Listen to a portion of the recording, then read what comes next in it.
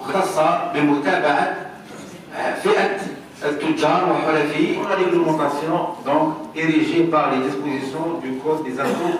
هذا الإجراء راح يكون في مدة 3 أشهر خلال سنة 2026 وراح تعلن عليه، يعني راح يكون عنده مدة انطلاق ومدة نهاية خلال سنة 2026. راح تقوم ب الإعلان عنه مديرية الضرائب، مدير العام للضرائب، بالتعاون مع الجمعيات. مصالح الجمارك راح يتكلم لكم عن هذا الموضوع كذلك.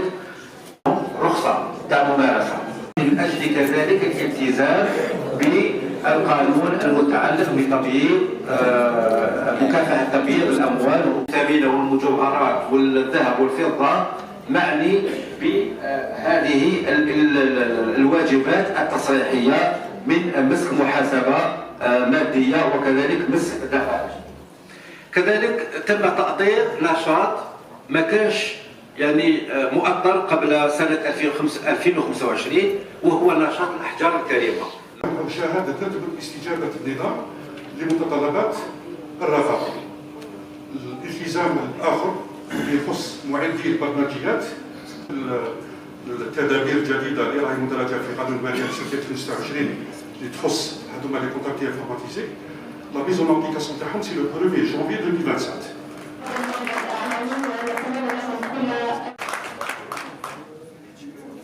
تنظم اليوم غرفة التجارة والصناعة لولاية سيدي بلعباس على غرار باقي غرف بعض الولايات اليوم الإعلامي والتحسيسي والتكويني لفائدة المتعاملين الاقتصاديين حول الإجراءات الجديدة الخاصة بقانون المالية لسنة 2026 واللي جاء ببعض البنود لفائدة المتعاملين الاقتصاديين واللي راحوا يتعرفوا عليها اليوم إن شاء الله. أيضا اليوم تشرفنا بحضور اليوم الدراسي حول الإجراءات التي جاء بها قانون المالية لسنة 2026 المنظم من طرف غرفة التجارة مكرة بالتنسيق مع مديرية التجارة وترقية الصادرات على مستوى ولاية سيدي بلعباس، أين تم المؤطر من طرف إطارات لها باع في إطار في المديرية العامة للضرائب بوزارة المالية، أين تم حضور مكثف للمستثمرين والمتعاملين الاقتصاديين وحتى أعوان المؤسسات للاطلاع على أهم التدابير التي جاء بها قانون المالية 2026